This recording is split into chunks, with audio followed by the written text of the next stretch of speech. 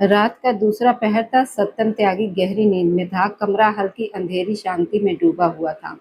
ऐसी की धीमी आवाज ने कमरे में सुकून भरा माहौल बना रखा था। वह एक हाथ अपने सिर के नीचे रखे सीधे लेटा हुआ था। नींद में ही उसने अनजाने में किसी चीज को छू लिया, जिसके स्पर्श से उसकी नींद हल्की सी टूट गई। पता नहीं क्या था वह। सत्यम ने बिना सोचे हाथ झटककर उसे दूर कर दिया। वह साफ सुथरे बिस्तर पर सोने का आदी था। जरा सी भी गंदगी उसे पसंद नहीं थी, इसलिए अब उसे बेचैनी हो रही थी। उसने गहरी सांस ली, करवट बदली और फिर सोने की कोशिश की, मगर इस बार कोई मुलायम सी चीज उसके बाजू के नीचे आई। वह एकदम चौंक कर उठ बैठा। चेहरा का सुकून गायब हो चुका था। कमरे की हल्की रोशनी में उसे एहसास हुआ कि बिस्तर पर उसके साथ कोई और भी है।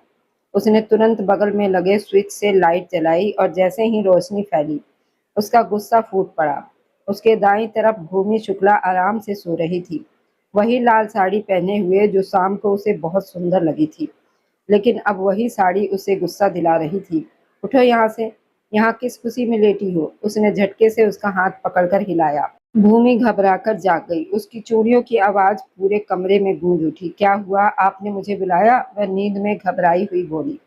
सत्तम ने गुस्से से कहा, तुम्हें यहाँ मेरे कमरे में सोने के लिए किसने कहा?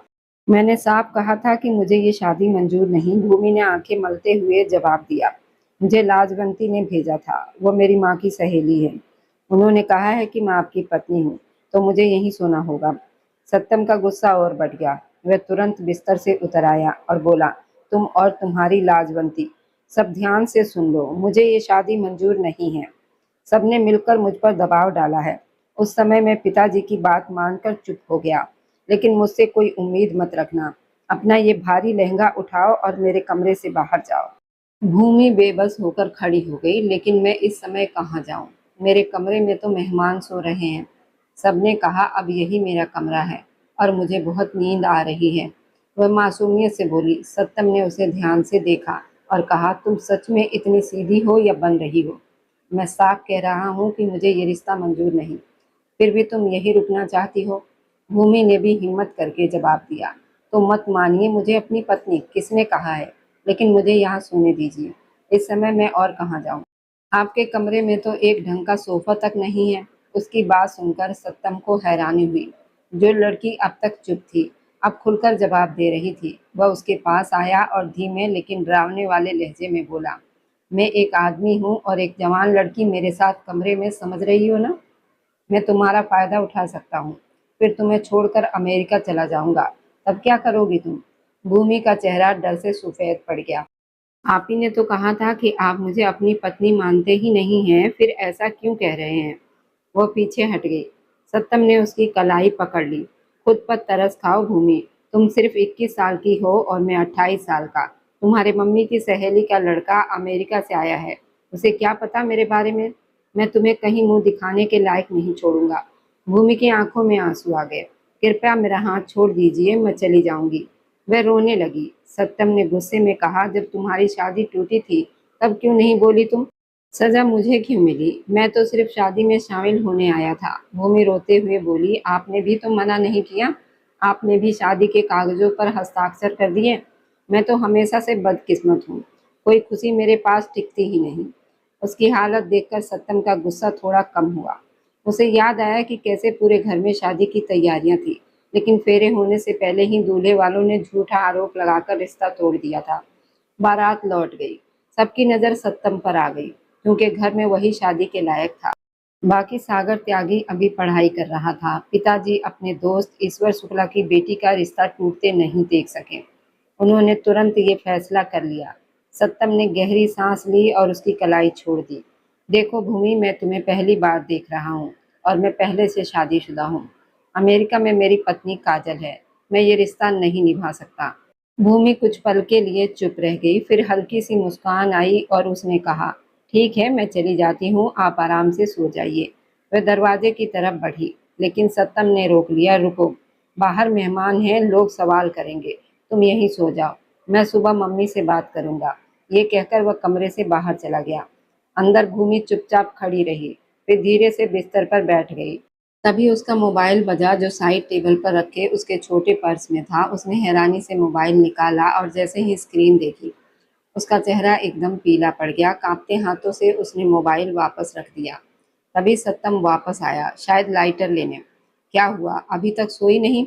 वह बोला। भूमि घबरा गई और बोली, मैं बस कपड़े बदलने जा रही हूँ, और जल्दी से बाथरूम में चली गई। सत्तम ने हैरानी से देखा, कपड़े तो साथ नहीं ले गई।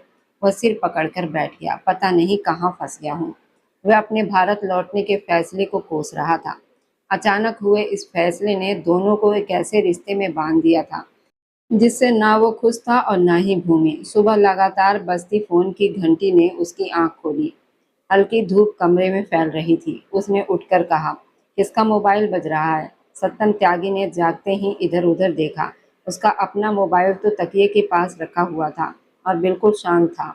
आवाज बिस्तर के पास वाली टेबल पर रखे भूमि शुक्ला के पर्स से आ रही थी। साफ था कि वही उसका मोबाइल था। भूमि ने तकिया कानों पर रखकर फिर से सोने की कोशिश की, लेकिन उसकी नींद टूट चुकी थी। वह हल्की झुंझलाहट के साथ उठ बैठा। कमरे में भूमि कहीं नजर नहीं आई। उसने उसका फोन देखना ठीक नहीं समझा। वह बाथरूम में जाकर तैयार हुआ और सफेद कुर्ता पजामा पहनकर बाहर निकला। तभी फोन फिर से बज उठा। इस बार उसने पर्स खोलकर मोबाइल निकाल लिया। किसी अनजान नंबर से कॉल आ रही थी। वह फोन हाथ में लिए कमरे से बाहर आ गया। तभी कॉल कट गई और स्क्रीन पर एक मैसेज दिखाई दिया, बाहर आओ, मैं कब से तुम्हारा इंतजार कर रहा हूँ। ये पढ़ते ही सत्तम के माथे पर सिकन पड़ गई। साफ लग रहा था ये किसी लड़के का मैसेज है। वह सीढ़ियों पर ही रुक गया। कल शादी के समय दूल्हे वालों ने भी यही आरोप लगाया था कि भूमि का किसी और लड़के से संबंध है, इसलिए वह अपने बेटे की शादी ऐसी लड़की से नहीं कर सकते। इसी वजह से बारात वापस लौट गई थी, जबकि ईश्वर शुक्ला और धनराज त्यागी ने दोनों ने इस बात को मानने से साफ मना कर दिया था और अपनी बेटी की इज्जत पर सवाल उठने पर नाराजगी भी जताई थी। सत्तम ने नीचे देखा तो घर में मेहमान जाग चुके थे। हर तरफ हलचल थी। वह फोन हाथ में लिए नीचे उतर गया। तभी मम्मी ने उसे देखते हुए कहा, अरे सत्तम, तुम उठ गए? भूमि आस्था के कमरे में है। वह बिना कुछ बोले उस कमरे की तरफ बढ़ गया। कमरे में कई लड़कियां भूमि को घेरे बैठी थी। उसने एक नज़र उस पर डाली। वह हल्के रंग की सुंदर साड़ी पहने, सजी संवरी लेकिन घबराई हुई बैठी थी, रात से बिल्कुल अलग। वे हल्के मेकअप में और भी सुंदर लग रही थी। शायद आस्था या किसी और ने उसे तैयार किया था। बताओ ना भूमि, भैया ने तुम्हें क्या उपहार दिया? कब से चुप बैठी हो? आस्था ने मुस्कुराते हुए पूछा। लेकिन भूमि चुप रही। लगता है भैया ने कुछ ऐसा दिया है जो दिखा नहीं सकती, एक और लड़की ने हंसते हुए कहा, और सब खिलखिलाने लगी। सत्तम ने ये सब देखा और बोला, तुम लोग जाओ, मुझे उससे बात करनी है। तभी मम्मी अंदर आई और बोली, अरे रहने दो, इतनी जल्दी शादी हुई है, बेचारा क्या उपहार देता, उसे इन रस्मों का क्या पता, वह तो बचपन से बाहर है। सारी लड़कियां उठकर चली गईं। भूमि भी घबराकर खड़ी हो गई। सत्तम ने फोन उसकी तरफ बढ़ाते हुए कहा, तुम्हारा फोन बज रहा था, शायद कोई जरूरी मैसेज है। उसका लहजा चुभता हुआ था। भूमि ने हैरानी से उसे देखा, लेकिन कुछ बोले बिना फोन ले लिया। सत्तम वहां से बाहर निकल गया। पीछे से मम्मी ने आवाज लगाई, सत्तम, भूमि को अपने कमरे में ले जाओ, मैं वहीं नाश्ता भेज देती हूँ।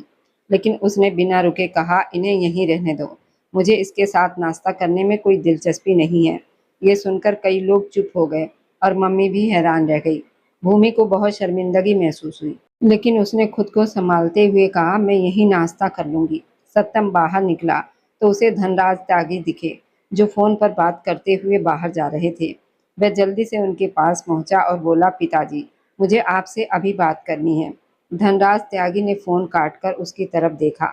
बेटे के चेहरे की हालत देखकर समझ गए कि वो परेशान है। उन्होंने कहा, मुझे पता है तुम्हें मेरा फैसला पसंद नहीं आया, लेकिन मुझे गर्व है कि तुमने मना नहीं किया। तुम्हारे अंकल ईश्वर शुक्ला ने हमेशा मेरा साथ दिया है। उनकी एक ही तो बेटी है, मैं उसके साथ ये अन्याय कैसे होने देता? सत्तम ने शांत लेकिन कड़े स्वर में कहा, तो आपने अपने बेटे की जिंदगी दांव पर लगा दी। मैं पहले ही बता चुका हूँ कि मैंने अमेरिका में शादी कर ली है। मेरी पत्नी काजल वहाँ है। धनराज तागी ने बेपरवाही से कहा, तो उसे तलाक दे दो, वहाँ की शादियों का क्या भरोसा। ये सुनकर सत्यम चुप रह गया। तभी उदित वहाँ आया और हंसते हुए बोला, क्या बात है भैया, शादी के बाद की पार्टी में कोई खास एंट्री चाहिए क्या?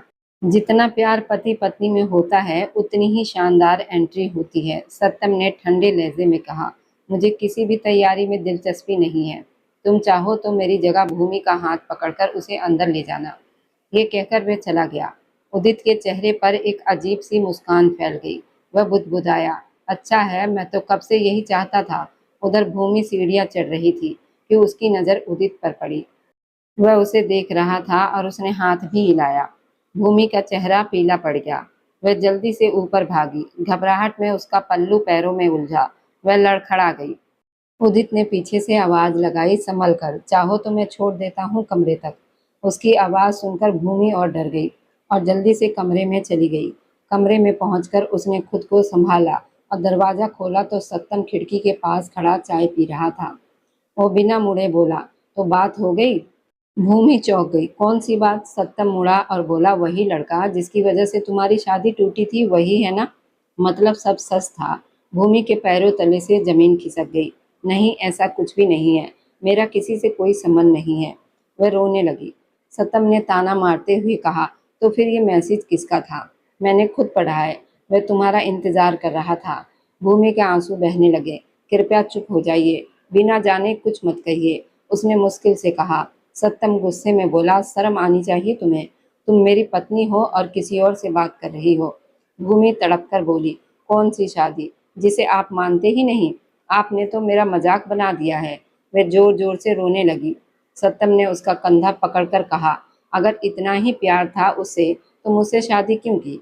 भूमि कुछ नहीं बोली, बस रोती रही।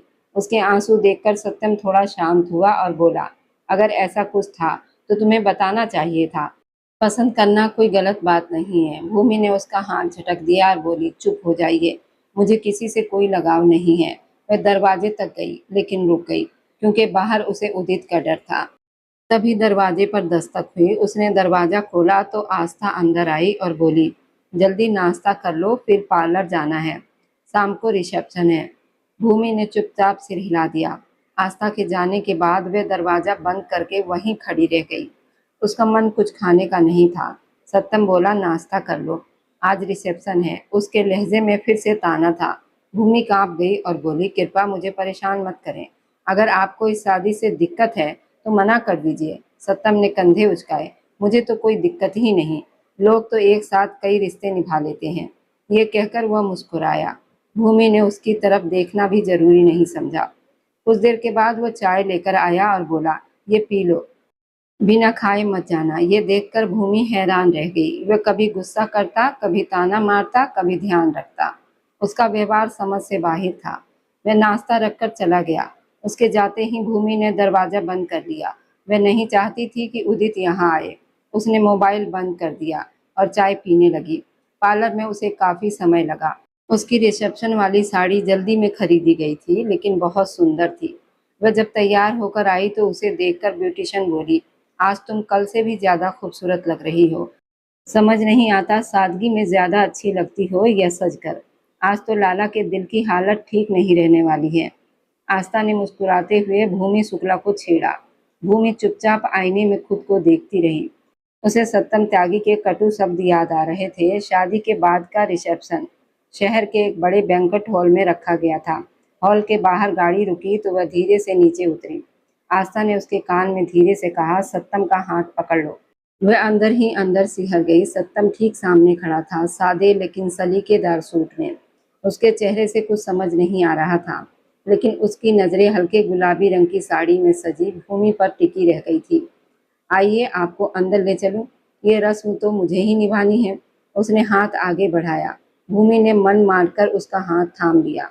दोनों साथ साथ हॉल में दाखिल हुए तो हल्का संगीत बज रहा था और रोशनी का केंद्र बस उन दोनों पर था। चलते चलते सत्तम ने उसके कान के पास धीरे से कहा, क्या उस लड़के को भी बुला लिया है?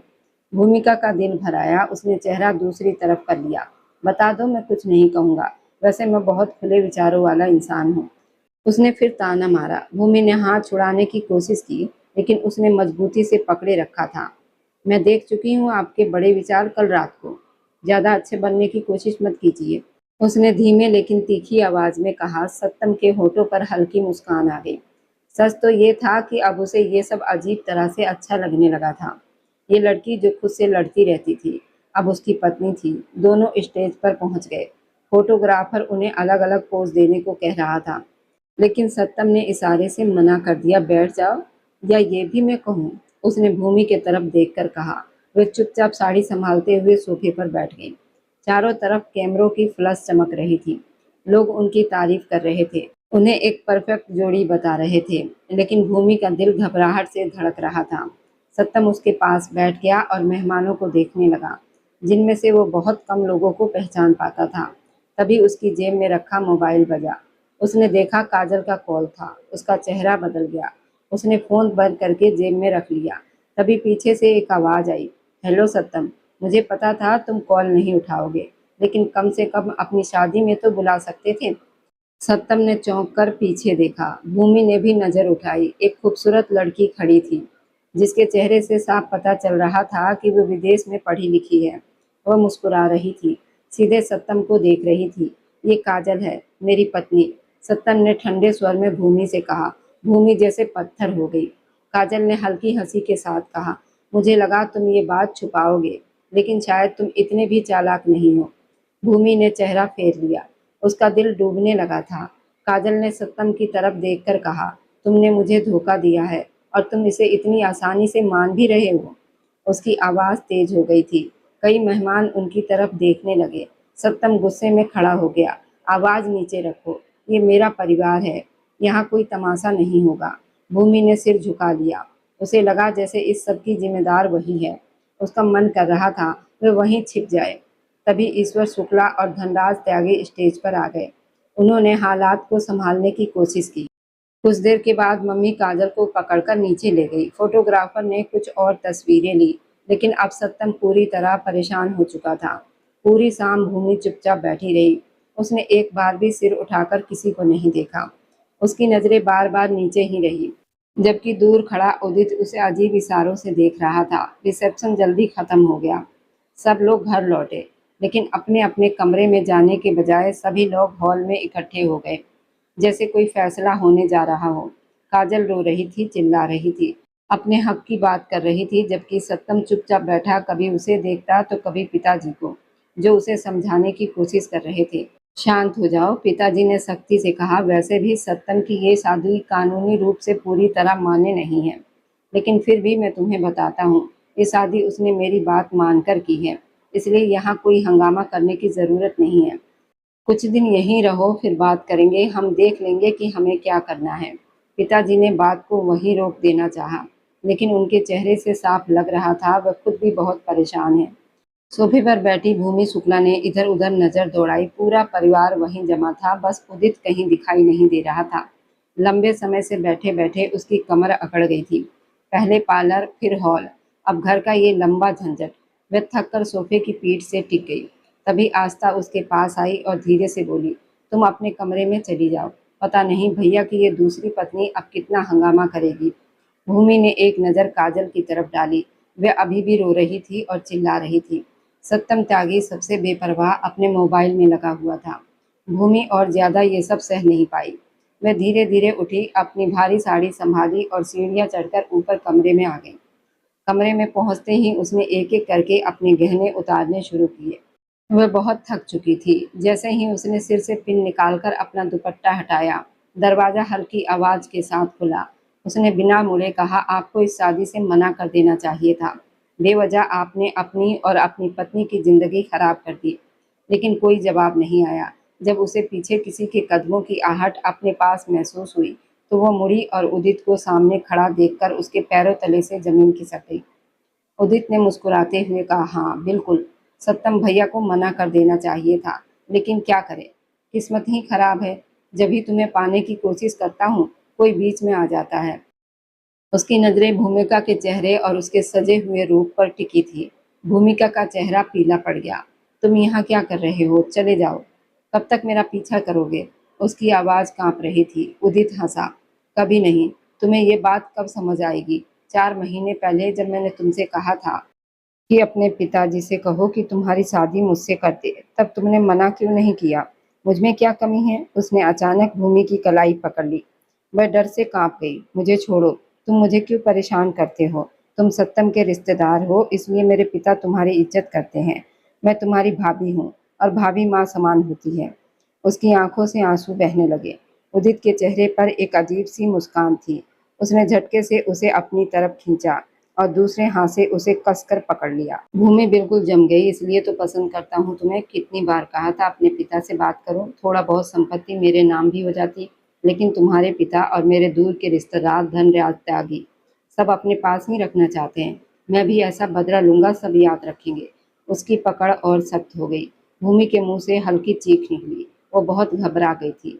ये पहली बार नहीं था। वह पहले भी उसे परेशान कर चुका था। दूर हटो, मैं सबको बुला लूंगी। उसने पूरी ताकत से उसे धक्का दिया, लेकिन उसकी पकड़ मजबूत थी। उदित हंसा। किसे बुलाओगी? अपने पति को? वह तो नीचे अपनी दूसरी पत्नी के साथ बैठा है। और वैसे भी अब ये कमरा तुम्हारा नहीं, उसका है। तुम कहाँ जाओगी? वह उसका मजाक उड़ा रहा था। भूमि ने अपने आंसू पोंछे। तुम बहुत घटिया इंसान हो। मुझे तुमसे नफरत है। मैं सबको तुम्हारी सच्चाई बता दूंगी। वह रो पड़ी। उदित हंस पड़ा। बताओ ना, कोई यकीन नहीं करेगा। पहले ही तुम पर शक है। तुम्हारे होने वाले पति को भी मैंने ही बताया था कि तुम्हारा किसी लड़के से संबंध है। वही मैं था। ये सुनकर भूमि के चेहरे का रंग उड़ गया। वह उसके करीब झुकने लगा, लेकिन भूमि ने पूरी ताकत से उसे पीछे धकेल दिया। उदित एक डरावनी हंसी हंसता हुआ बोला, अभी भी वक्त है। अपने पति से कहो तुम्हें छोड़ दे, फिर मैं तुमसे शादी कर लूंगा। तुम्हारी संपत्ति मेरे नाम और सब ठीक हो जाएगा। ये कहकर वह चला गया। भूमि वहीं जमीन पर बैठ गई। उसका शरीर कांप रहा था। पता नहीं कितना समय बीत गया। तभी सत्तम कमरे में आया। उसने जमीन पर बैठे देखा। उसके दोनों हाथ घुटनों के चारों तरफ थे। दुपट्टा जमीन पर गिरा हुआ था। बाल बिखरे हुए थे। वह रो रही थी। सत्तम ने पूछा, अब किस बात का दुख मना रही हो? मेरी पत्नी के आने का? लगता तो नहीं है कि तुम्हें मुझसे इतना लगाव है। वह अपनी घड़ी उतारते हुए बोला। भूमि ने धीरे से सिर उठाया। उसका चेहरा आंसुओं से भीगा हुआ था। सत्तम एक पल के लिए ठिठक गया। क्या हुआ भूमि, क्यों रो रही हो? मैंने तो पहले ही बता दिया था कि मेरी पत्नी अमेरिका में है। फिर इतने आंसू क्यों? वह उसके पास आकर खड़ा हो गया। भूमि खड़ी हुई और बोली, मुझे कोई फर्क नहीं पड़ता, आपकी एक पत्नी हो या कई। मैं तो पहले ही अपनी किस्मत पर रो रही हूँ। वह मुड़ने लगी। तभी सत्तम ने उसका हाथ पकड़कर उसे अपनी तरफ घुमा लिया। ये गर्दन पर क्या है? उसने उसकी गर्दन पर उंगलियों के निशान देखे और छू लिया। भूमि डर गई। कुछ नहीं, छोड़िए मुझे।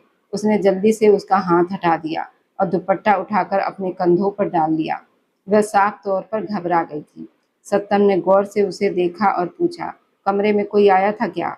भूमि ने डरते हुए सिर हिला दिया और 2 कदम पीछे हट गई। उसके हटते ही सत्तम त्यागी की नज़र नीचे कालीन पर बिखरी हुई उनकी चूड़ियों पर पड़ी।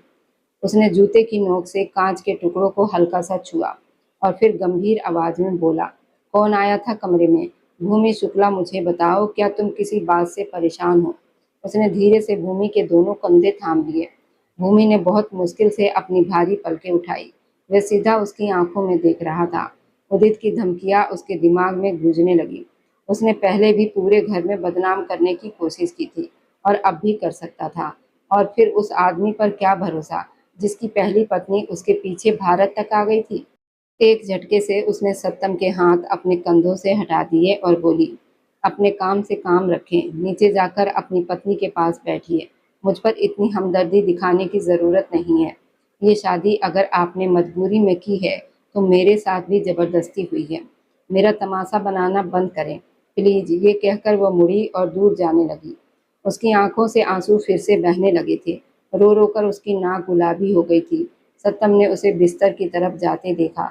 वह साफ तौर पर कुछ छुपा रही थी। उसकी गर्दन पर उंगलियों के निशान, बिखरे बाल, अस्त व्यस्त कपड़े और जमीन पर टूटी चूड़ियां, कुछ तो था जिसे वह छुपाना चाहती थी। उसने गहरी सांस ली और शांत आवाज में कहा, तुम कपड़े बदलकर आराम से बैठो। काजल नीचे मम्मी के कमरे में चली गई है, यहाँ कोई नहीं आएगा। भूमि ने कोई जवाब न दिया और बिस्तर पर थकी हुई सी बैठ गई। वह सबसे लड़ते लड़ते थक चुकी थी। उसे बस अपनी मर चुकी माँ याद आ रही थी। वह जानती थी कि आस्था उदित को पसंद करती है। उदित सत्तम के चचेरे बहनोई का भाई था। लाजवंती भी उदित को आस्था के होने वाले पति के रूप में देखती थी। अगर वह उदित का नाम लेती तो घर में एक नया झगड़ा हो जाता। इसलिए वह चाह कर भी उसके परेशान करने की बात किसी को नहीं बता सकती थी। चुपचाप सब सहती रही। अगली सुबह नाश्ते की मेज पर काजल भी मौजूद थी। मम्मी उसे जबरदस्ती कमरे से बाहर लाई। तो सबने उसे देखकर चौंक कर देखा। उसका चेहरा सूजा हुआ था और आंखें लाल थी। मम्मी ने उसी कुर्सी पर बैठाकर उसके सामने ब्रेड रख दी। वह चुपचाप खाने लगी। उसने हल्की नज़र उठाकर काजल को देखा। वह बहुत सामान्य बैठी थी, जैसे रात को कुछ हुआ ही नहीं। भूमि खुद को बहुत छोटा महसूस करने लगी। उदित भी चुपचाप बैठा था। सबके सामने वह सीधा बन जाता था। सत्तम नहाकर आया और उसने एक नज़र भूमि पर डाली। काजल ने तुरंत अपने पास वाली कुर्सी खिसकाकर उसे बैठने का इशारा किया, मगर वह कुछ पल खड़ा रहा और फिर भूमि के पास वाली कुर्सी पर खींचकर बैठ गया। भूमि ने कोई प्रतिक्रिया नहीं दी, लेकिन बाकी सब ने ये जरूर नोट किया। तभी धनराज त्यागी ने चाय का कप रख कर कहा, देखो बेटा, समझदार हो, काजल हमेशा यहाँ नहीं रह सकती और अब भूमि भी तुम्हारी पत्नी है। मैं चाहता हूँ कि तुम लोग आपस में बात करके फैसला कर लो। मेरा सारा कारोबार तुम लोगों का ही है। अगर काजल यहाँ रहना चाहे तो मुझे कोई आपत्ति नहीं है। बस भूमि के साथ कोई अन्याय नहीं होना चाहिए। भूमि ने सिर झुका लिया। उसे लगा सबकी जिंदगी खराब करने की वजह वही है। काश बारात लौटने से पहले ही वो मर जाती। सत्तम ने शांत स्वर में कहा, ठीक है पिताजी, मैं और काजल बात कर लेंगे। अभी वो यहाँ रह सकती है। भूमि ने काजल की तरफ देखा। वह असहज लग रही थी। भूमि का दिल बैठ गया। क्या दोनों पहले से बात कर रहे थे? क्यों नहीं करते? आखिर वे दोनों पति पत्नी थे। उसका मन हर चीज से हटने लगा। शाम को घर में खास मेहमानों की दावत थी। पिताजी के दोस्त हंसराज ने साफ कह दिया था, घर की औरतें बाहर नहीं जाएंगी, इसलिए महिलाओं की व्यवस्था अंदर और पुरुषों की बाहर थी। भूमि अपने कमरे में जाकर कंबल ओढ़कर सो गई। जब उठी तो शाम के 4:30 बज रहे थे। उसका सिर भारी था। वह उठी तो देखा ड्रेसिंग टेबल पर एक डिब्बा और एक चिट्ठी रखी थी। उसने चिट्ठी उठाई। उसमें लिखा था, मेरी पत्नी भूमि के लिए आज रात यही पहनना, मुझे अच्छा लगेगा। बिना नाम के भी वो समझ गई, ये सत्तम ने भेजा है। उसने डिब्बा खोला तो उसमें हरे रंग की सुंदर साड़ी थी। वह हैरान रह गई। जो आदमी उससे ठीक से बात तक नहीं करता, वही उसे तोहफा दे रहा था। उसने साड़ी निकाली तो ब्लाउज का गला काफी गहरा था। उसकी मुस्कान गायब हो गई। उसने ऐसा कपड़ा पहले कभी नहीं पहना था, मगर फिर सोचा अगर मना किया तो फिर कोई नया झगड़ा हो जाएगा। इसलिए उसने साड़ी पहनने का फैसला किया। शाम तक घर में मेहमान आने लगे थे। उसे कमरे से बाहर निकलने में झिझक हो रही थी, लेकिन उसने साड़ी पहन ली। हल्का सा मेकअप किया तो वह और भी खूबसूरत लग रही थी, मगर पीछे से खुले ब्लाउज के कारण वह घबरा गई थी और बार बार पल्लू ठीक कर रही थी। तभी दरवाजा खुला और काजल अंदर आई और बोली, तुम अभी तक यहीं हो? सत्तम तुम्हें ढूंढ रहा है। भूमि घबरा गई और बोली, मुझे क्यों ढूंढ रहे हैं? काजल ने कहा, नीचे जाकर खुद पूछ लो, वह बाहर वाले हिस्से में है। अभी कोई मेहमान नहीं आया, जगह खाली है। उसने मुझे तुम्हें बुलाने भेजा है। काजल चली गई और भूमि आईने के सामने खड़ी रह गई। उसे शर्म भी आ रही थी और घबराहट भी। फिर उसने खुद से कहा, जब उन्होंने खुद ये साड़ी दी है तो मुझे शर्म क्यों करनी चाहिए? अगर कोई पूछेगा तो सच बता दूंगी। उसकी यही इच्छा थी।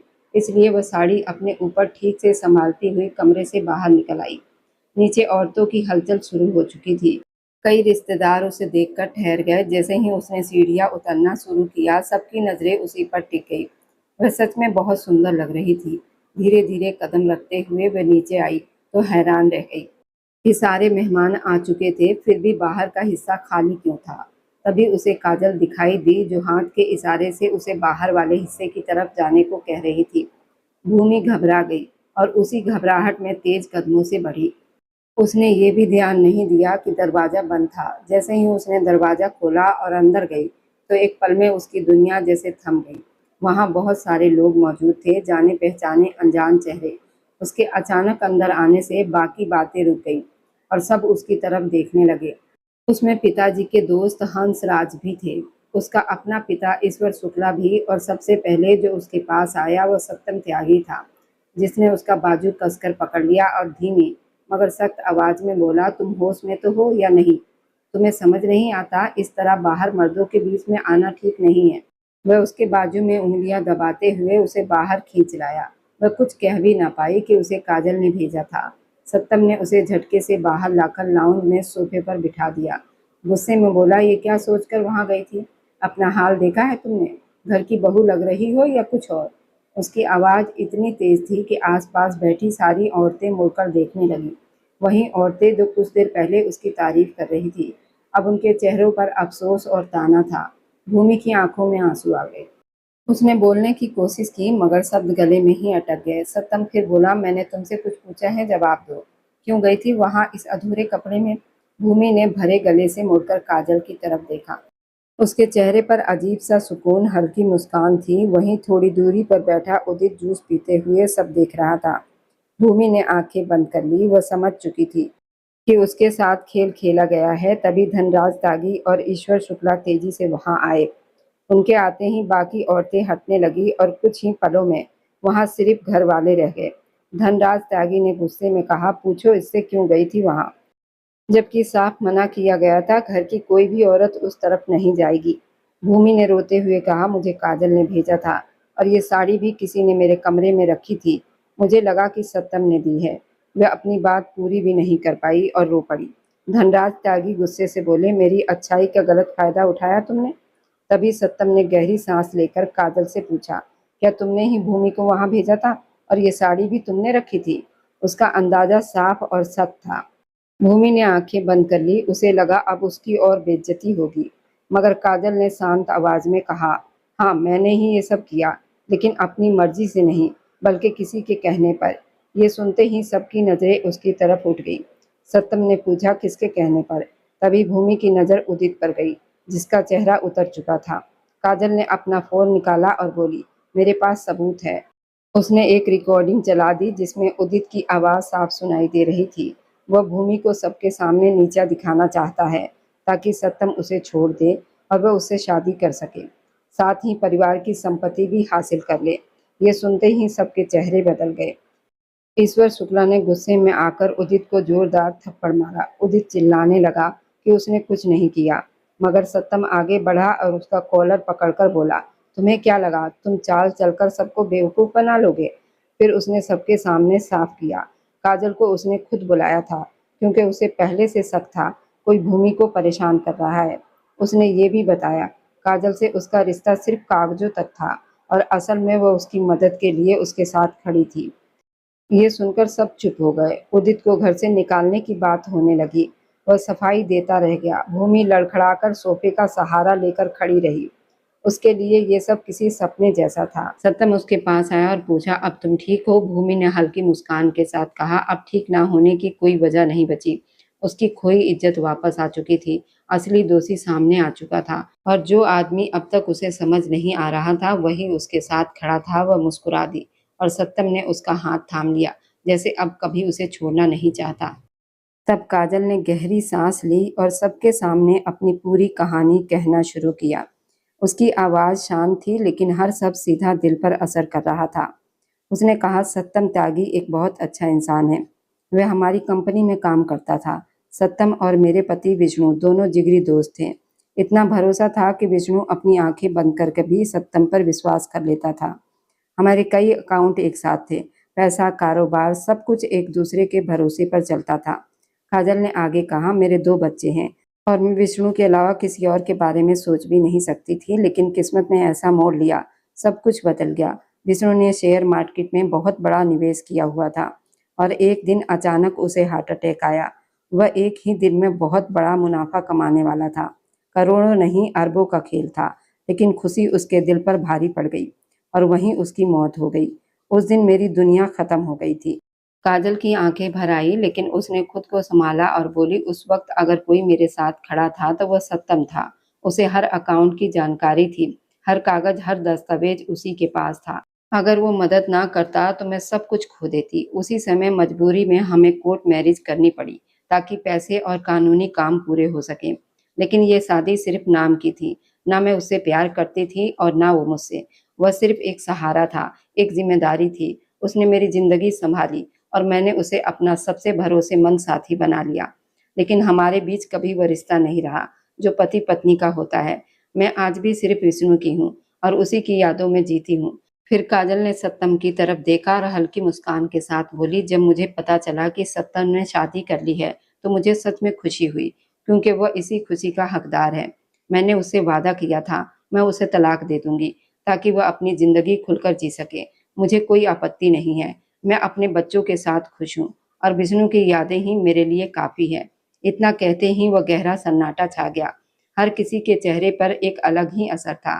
किसी की आंखें नम थी तो कोई शर्मिंदा था, और तभी इसी खामोशी को तड़पते हुए आस्था की कहानी सामने आई। आस्था जो चुपचाप उदित से मिलती रहती थी, उसे बेइंतहा प्यार करती थी, इतनी कि उसकी गलतियों को भी नज़रअंदाज कर देती थी।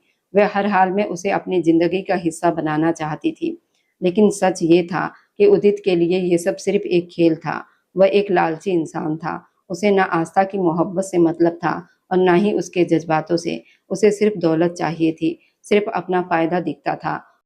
और ये बात सबको समझ आ चुकी थी, फिर भी आस्था की ज़िद और उसकी मोहब्बत के आगे घरवाले अपने गुस्से को दबाकर उसकी शादी उदित से करने को तैयार हो गए थे, क्योंकि उन्हें लगा शायद प्यार उसे बदल दे। लेकिन अब सच सबके सामने था, उदित का असली चेहरा बेनकाब हो चुका था, उसकी चालें, उसकी लालच, उसकी साजिशें सब खुल चुकी थी। और उस पल हर किसी को ये समझ आ गया कि मोहब्बत अगर अंधी हो जाए तो इंसान खुद को बर्बादी के रास्ते पर ले जाता है, लेकिन सच जब सामने आता है तो वह आग की तरह सब कुछ साफ कर देता है, और उसी आग में झूठ, लालच, धोखा जलकर राख हो जाता है। और अब जाते-जाते बस दिल से एक छोटी-सी गुजारिश है, आप जहाँ कहीं से भी मेरी वीडियो देख रहे हैं, कमेंट में अपने शहर और राज्य का नाम ज़रूर लिखिए। आपके कमेंट मेरे लिए किसी अनमोल तोहफ़े से कम नहीं होते। और जो लोग अपना कीमती समय देकर मेरी कहानियों को देखते और लाइक शेयर करते हैं, उन सबका मैं दिल से धन्यवाद करती हूँ। अगर आज की कहानी ने आपके दिल को छुआ हो तो वीडियो को लाइक करें और अपने दोस्तों तक ज़रूर पहुँचाएँ। और हमारे इस छोटे से परिवार का हिस्सा बनने के लिए चैनल को सब्सक्राइब करना ना भूलें, क्योंकि आपका हर सब्सक्राइब मेरे लिए आपका प्यार और भरोसा है। फिर मिलेंगे एक नई भावनाओं से भरी कहानी के साथ। तब तक खुश रहिए, स्वस्थ रहिए, मुस्कुराते रहिए।